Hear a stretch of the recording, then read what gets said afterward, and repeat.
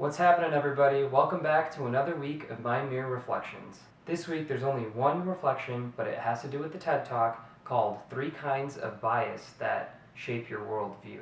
And instead of going through the things that I liked about the TED Talk, I'm going to share with you 3 kinds of bias that shape my worldview.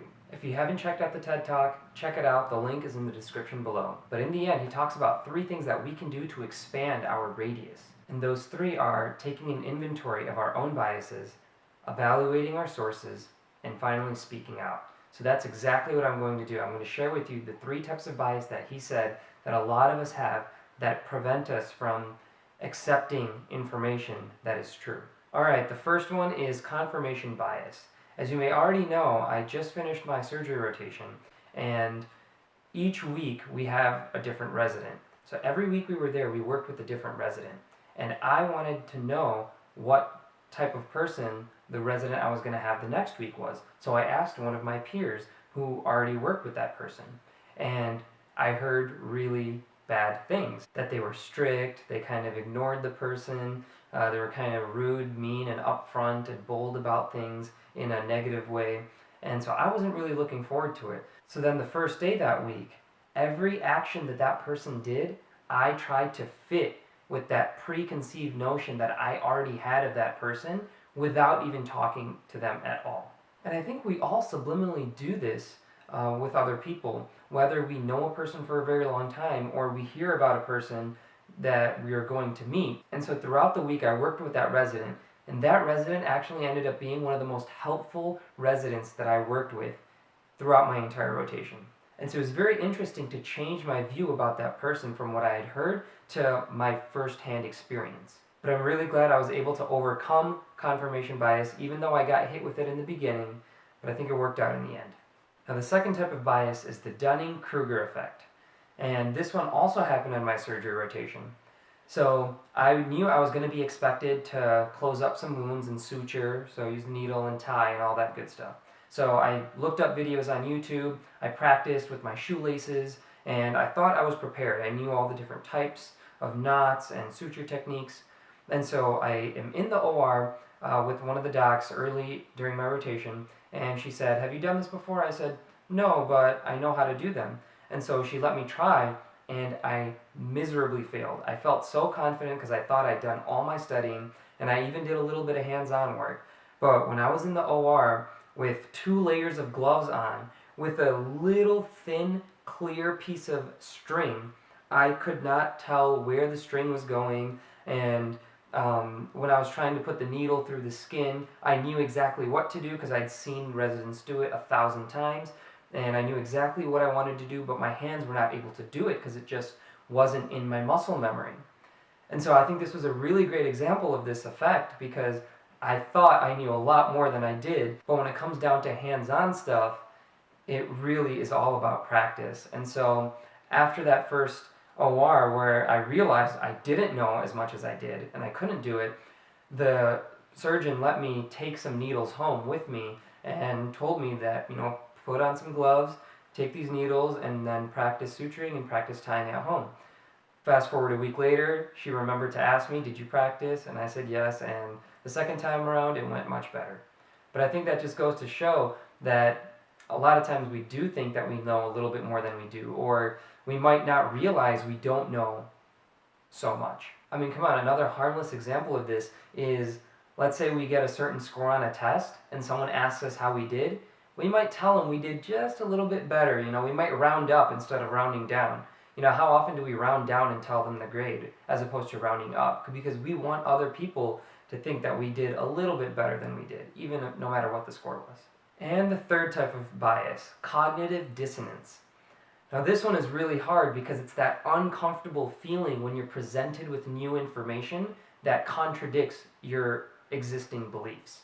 So this happened to me when my brother came home from school one day and he had watched a documentary on the dairy industry.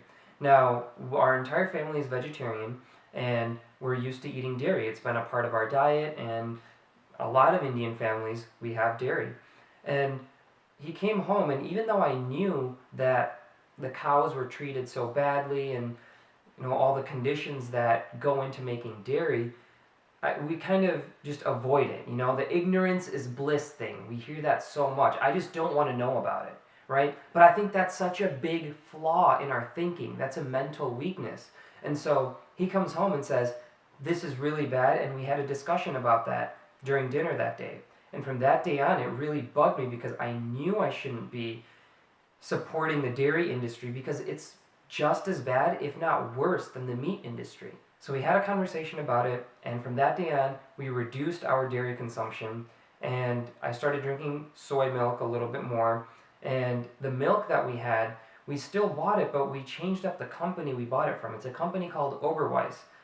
If you haven't checked it out, check it out in the link below. But the way that they process all of their milk, from raising the cows to delivering it at home, it's really progressive. It's organic. They treat the cows a lot nicer than they do otherwise. They don't stab them with hormones and do other things like that. So the milk ends up being a lot more expensive, about 3 times the price of regular milk. So even though we're still consuming dairy, and the ideal thing might be to cut it out completely, it's one step in the right direction. I mean, it helps us have a cleaner conscience, and the moral value of our action of consuming dairy is at least a little bit better. And I think we're slowly moving towards completely eliminating dairy. Maybe that's going to happen one day, but we're working on it. But at first, this was a huge shock. Something that I've been doing my entire life, I've now been challenged with. And for me, I can't just say ignorance is bliss and I don't want to know about it. I'll just keep doing what I'm doing.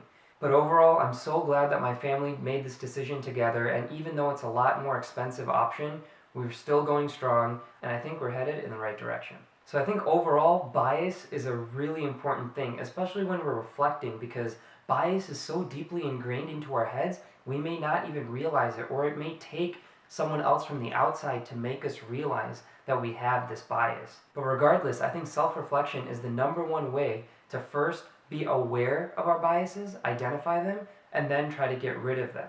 And it's kind of ironic because if I were to be honest with you, I had and kind of even do have a bias towards people who don't believe in climate change. And it's not just climate change, it's any hard fact, like the earth is flat. Like, it's just hard for me to comprehend how people can ignore the facts even when they're so clear. And I know it's a process that I'm still working on. I'm trying not to have a bias against those people. I'm trying to stay open-minded and not just call them off as, oh, they're just dumb or they just don't know what they're talking about, because I'm sure there are very smart people around the world who think that as well, and I just want to get to know their mentality, their outlook, why they think the way that they do. But at the end of the day, facts are facts, and we all need to accept them because it can be really harmful, not just for that person, but for the entire world when people start disregarding facts. And that's it for today, everyone. Thank you so much for listening. Just want to remind you one last time, the Mind Mirror PDF is going to release on December 25th on Christmas Day. I'm very, very excited. Please tell your friends and your family to use it, share it with them. It's going to be a free downloadable link on that day. I'm not sure if I'm going to be able to make a video next week or not. I'm going to be traveling. I'm going to try my best. Hopefully internet cooperates where I am. But if not, we'll see next year.